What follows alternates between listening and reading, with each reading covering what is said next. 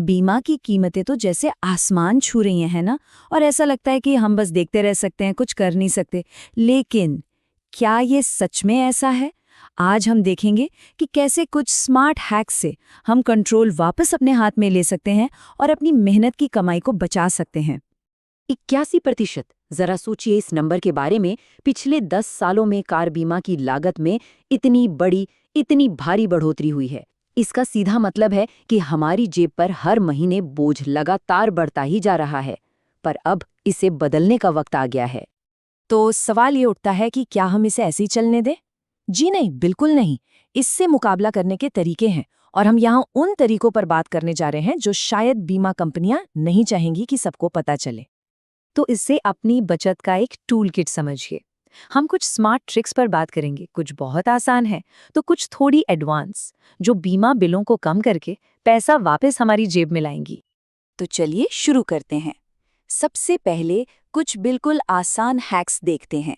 ये वो तरीके हैं जिन्हें आजमाकर तुरंत असर देखा जा सकता है।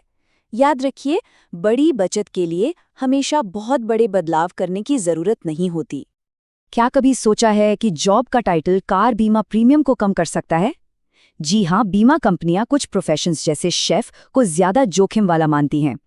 अगर किसी का काम कई श्रेणियों में आता है, तो प्रशासक जैसा कम जोखिम वाला लेकिन सटीक विकल्प चुनने पर साल में हजारों रुपए बच सकते हैं। लेकिन हाँ, एक बात का ध्यान रखना बहुत जरूरी है। ये कानूनी तो है, पर ईमानदारी सबसे ऊपर है। अपनी नौकरी के बारे में कभी भी कोई भी गलत जानकारी नहीं देनी चाहिए। जैसे कोई डिलीवरी ड्राइवर खुद को ऑफिस वर्कर बताए तो उसकी पॉलिसी रद्द भी हो सकती है। तो जो भी हो, सटीक होना चाहिए। अगला हैक है डिडक्टिबल को समझना। सीधे शब्दों में कहें तो ये वो रकम है जो क्लेम करने पर हमें अपनी जेब से देनी पड़ती है। इसके बाद ही बीमा कंपनी बाकी का पैसा देती है। और यहीं पर एक स्मार्ट सौदा छिपा है। अगर कोई ज्यादा डिडक्टिबल चुनता है तो बीमा कंपनियां उसका मंथली प्रीमियम कम कर देती हैं। बस ये पक्का कर लेना चाहिए कि उस डिडक्टिबल अमाउंट को कवर करने के लिए एक इमरजेंसी फंड हो। मतलब थोड़ा सा जोखिम उठाकर लंबे समय में बड़ी बचत की जा सकती है। अच्छा, अब उन अपग्रेड्स की बात करते हैं जो असल में अपनी लागत खुद वसूल लेते हैं। ये कुछ ऐसे कदम हैं जो न सिर्फ सुरक्षा बढ़ाते हैं, बल्कि बीमा कंपनीज की नज़र में हमें कम जोखिम वाला भी बनाते हैं। घर के बीमा की बात करें तो डेडबोल्ट मोशन सेंसर लाइट या वीडियो डोरबेल जैसे छोटे और सस्ते अपग्रेड्स सिर्फ घर को सुरक्षित नहीं बनाते, बल्कि बीमा कंपनियां इन पर डिस्काउंट भी देती हैं। तो ये सुरक्षा और बचत दोनों का मामला है। और ये अपग्रेड सच में काम करते हैं। सोचिए, एक स्टडी में पाया गया कि 60% चोर अगर किसी घर में अलार्म सिस्टम देख लें तो वो वहां चोरी का इरादा ही छोड़ देते हैं। तो ये हमारी सुरक्षा के लिए भी अच्छा है और हमारे प्रीमियम के लिए भी। अगर गाड़ी ज्यादा नहीं चलती तो ज्यादा प्रीमियम क्यों भरना?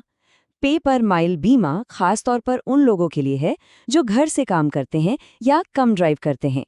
इसमें बस उतनी ही मील का भुगतान करना होता है जितनी गाड़ी सच में चलाई गई हो। तो ये काम कैसे करता है? बहुत आसान है। एक कम मंथली बेस रेट होता है। फिर उस महीने जितने भी मील गाड़ी चली, उसके हिसाब से एक छोटी सी पर माइल दर उसमें जुड़ जाती है। नतीजा, एक ऐसा प्रीमियम जो हमारी असल ड्राइविंग की आदतों को दिखाता है और इससे अच्छी खासी बचत हो सकती है। ठीक है, तो अब कुछ एडवांस रणनीतियों के लिए तैयार हो जाइए। ये लंबी अवधि की योजनाएं हैं जिनमें थोड़ी प्लानिंग की जरूरत होती है, लेकिन ये बचत और संपत्ति को कई गुना बढ़ा सकती हैं। तो मिलिए हेल्थ सेविंग्स अकाउंट यानी HSA से। ये सिर्फ एक बचत खाता नहीं है, बल्कि एक बहुत ही शक्तिशाली निवेश टूल है जिसमें एक अनोखा ट्रिपल टैक्स बेनिफिट मिलता है। मतलब जो पैसा हम डालते हैं वो टैक्स फ्री होता है, जो पैसा बढ़ता है वो भी टैक्स फ्री होता है, और जब मेडिकल खर्चों के लिए निकालते हैं तब भी कोई टैक्स नहीं लगता। अब जरा निवेश की ताकत को इन आंकड़ों से समझिए। अगर 20 साल तक HSA में सिर्फ पैसा बचाया जाए तो करीब $171,000 जमा होंगे।